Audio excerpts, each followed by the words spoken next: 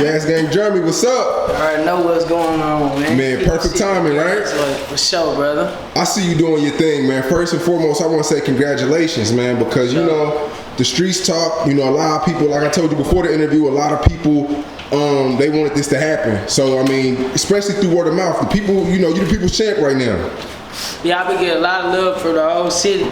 I'm real thankful for it. I've been going in though, and keep going in, but for sure, people fucking with me, streets fucking with me. Right, now let's go all the way to the top.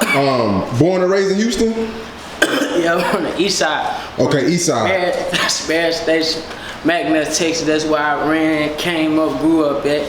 Like around Channelview, North Shore, all that shit, East Side, Pleasantville, all that. Yeah, and you know, I've been in Houston hella times, interviewed hella Houston artists, not a lot of East Side though. Ah, for sure, and that's why I stand out so much. I'm really like the first one breaking down the door. They gotta smell the way we coming from. Yeah. The money, the cars, the lyrics, to actually really living that shit. So yeah, putting on for the East. And there's a lot of niggas on the East like that too, but I'm just the first one that just, you know. Right, you the face of that shit.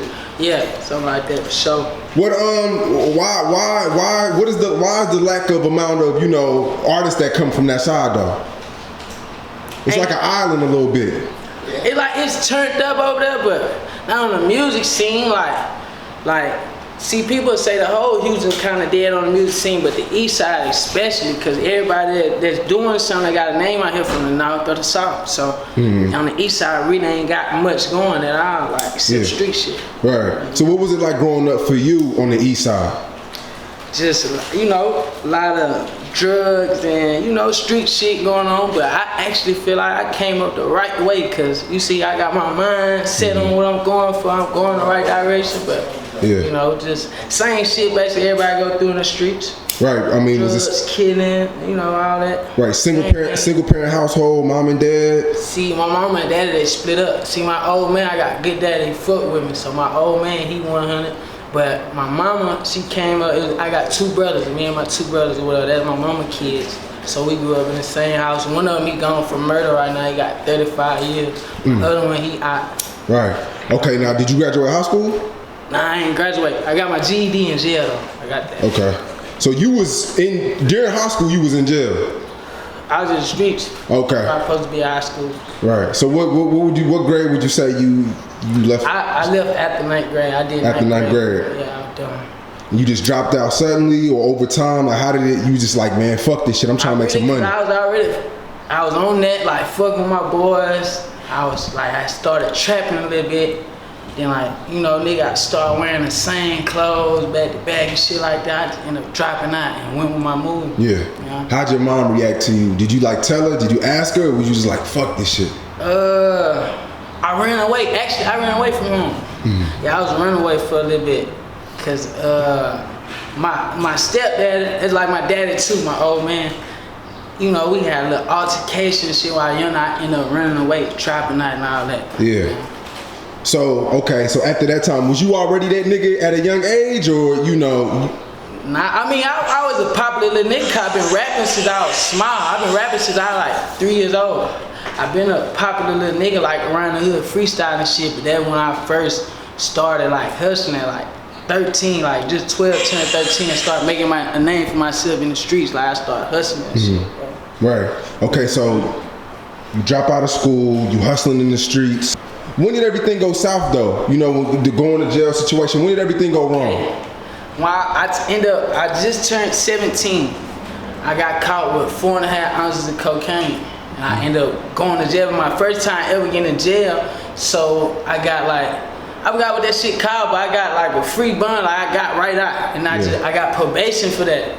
So that's when I first dropped my mixtape. I dropped, no matter of fact, I dropped a video called Trapped Out. After I got jammed up with jail, that's when I just started like, man, I'm finna start rapping. So I dropped the Trapped Out. That bitch had did like 100,000 views quick, and that was my first shit.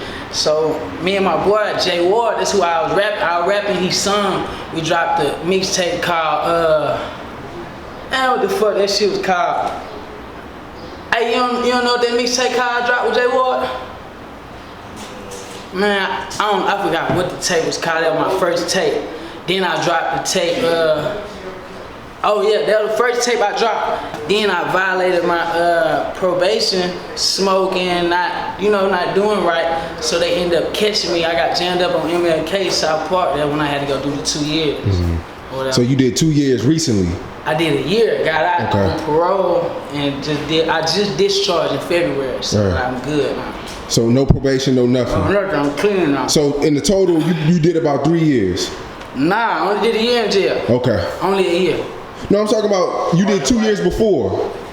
Nah, I ain't never. That was my first time going to jail. Okay. That was my first time going to jail when I got caught up with the shit when I was 17. Right. My first time ever going to jail. Okay, so how old are you now? I'm 21. So you only 21 years old? Yeah.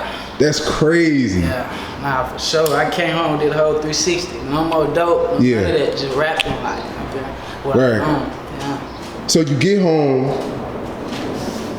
and it's like everybody already kind of knew who you were, you know what I mean? Especially when we posted you on Say Cheesy with Crazy. Yeah, I ain't gonna lie, I get it, Say Cheese, you too. I swear, y'all niggas help my followers go out the roof. Yeah. Like, y'all got a big part to do with why I'm in the position I am now. Which I really don't feel like I'm nowhere. I feel like I got so much more work to do.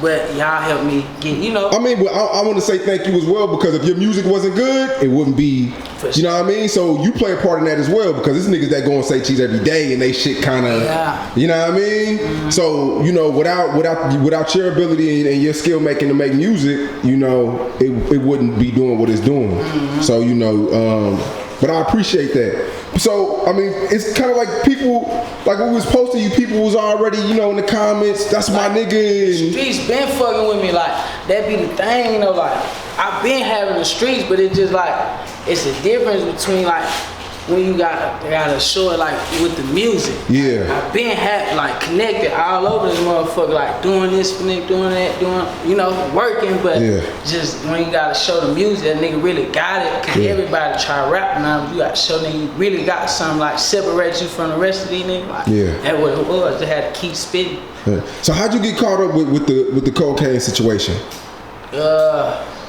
Man, really on some bullshit. I had my female with me out going to the store, riding with the dope, some shit I usually don't never do. I went against my code, rolled with it, and got jammed up at the store type shit. Yeah. Did you think your life was over at that time? I ain't gonna lie, at that point, cause I ain't know how the law work. You gotta think they got the big block cocaine or whatever. I'm gonna be like, hell yeah, I thought I was out of there till I came home. Yeah. My big homies and people, they running to me like, nigga, you good, it's your first time. I just got probation. Right. Yeah. All right. Now that you're getting all this clout, followers, views, I know the bitches is flocking. So the money's going up. And rappers these days, they say rapping is the most dangerous job because everybody watching, pocket watching, niggas is hating. Are you starting to, be a little bit more cautious of what you do now, or you just living your regular life? To a certain extent, I start being more cautious, like, for the cops, not really for no niggas or nothing, because we move the right way automatically, like, we ain't doing no slipping, like, I tell you, I've been in the streets, I was 12, 13, nobody never took nothing from me, nobody ever robbed me, never hold me, none of that. I get around pretty well, different cities everywhere, like, so I ain't really worried about it like that. But a lot of rappers have been dying, though, and I have been paying attention to that, though. Right. We move right automatically, because we know that can happen. Right. Deeper than rapping, like I was already moving right in the streets, cause I knew nigga try taking nigga out in the streets. See what I'm saying? So with the rapping, it's like we times 10 on a nigga that's just a rapper, cause we been moving like this. See what I'm saying? Yeah. Now Kenny Lou, that was your man's? Yeah, my boy. Man, like how let's say like how close were y'all? I'm gonna run into you like, okay, I knew Lou before I went to jail. Like he was in the streets, wasn't doing no rapping. Like he was an active street nigga, had a name like a gangster. So we been fucking around, he been coming to the East, fucking me and my people.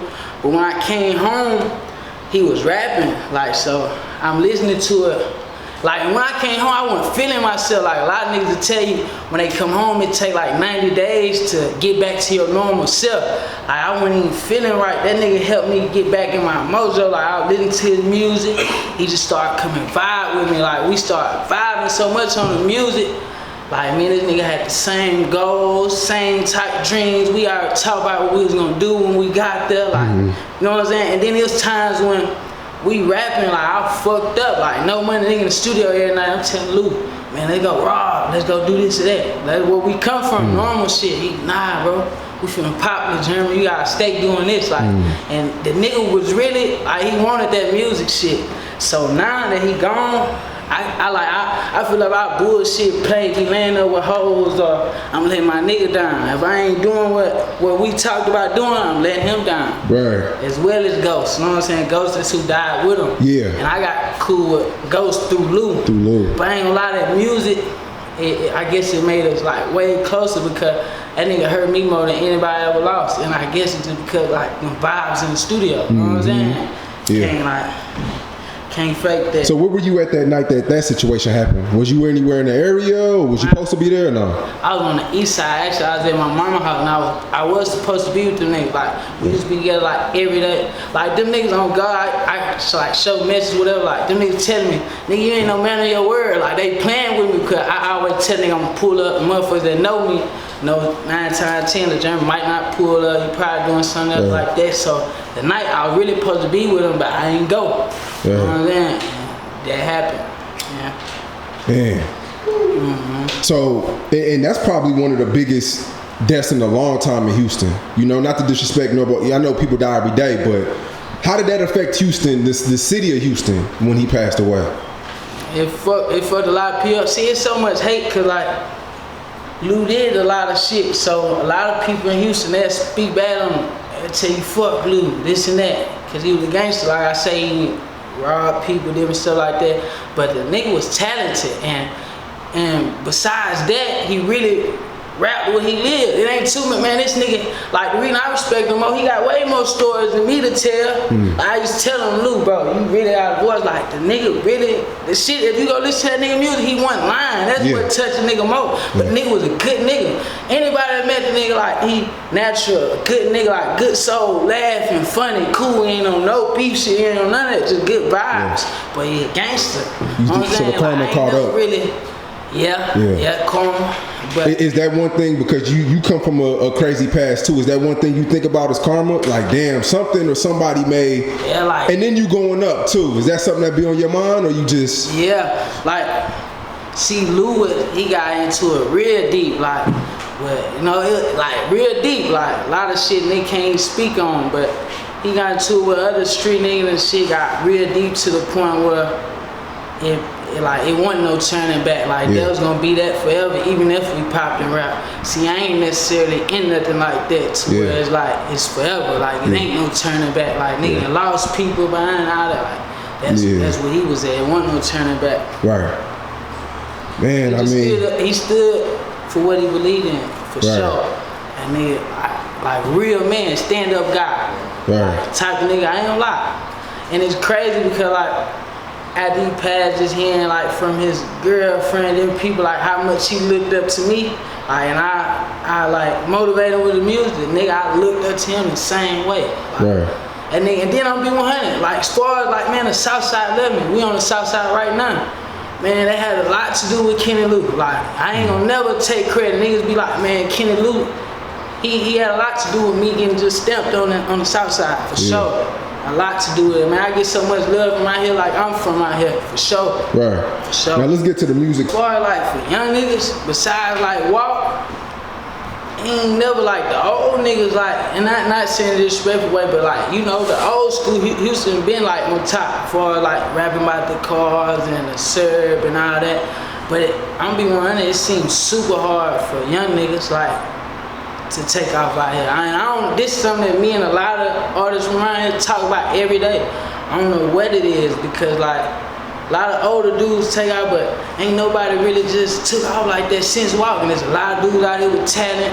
A lot of dudes really got street credit, got the whole package. But it's like Houston is kind of slow. Even like my people in Atlanta even know that. Like, they tell me that a lot. Like, man, you need to be moving around, and like everybody kind of know on the music side, Houston kind of slow right now. Like, and they don't know why, like, but what's really going on. But it's really hard for niggas to come up out this motherfucker, and niggas actually got something.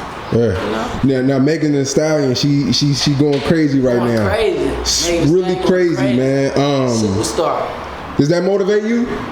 Yeah. And it's like Megan, her situation, like, she been hot. Like, she been having like females following behind. Like from what I know about her and heard about her, she been having like the buzz. So when she got the right folks behind her and the right shit, she just went straight through the roof.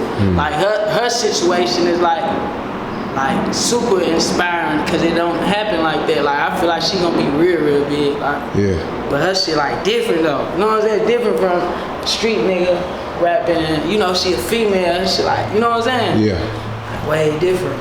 Then a lot of niggas, even DJs, everybody, they'll ride with a female over a nigga, even if they know you, the next nigga or whatever, they'll ride with a female over a nigga for sure. Yeah. What's changed in your life over the past, I'm gonna say, 2-3 months? What's changed the most? There are a lot of more verses and a lot more like feature money and shit. People noticing you when you out now? Yeah. Or it kind of always been like that? Nah, I ain't gonna lie. When I went to South by Southwest this year, the shit shocked me because they're like, damn, that really made me like, I'm finna go in.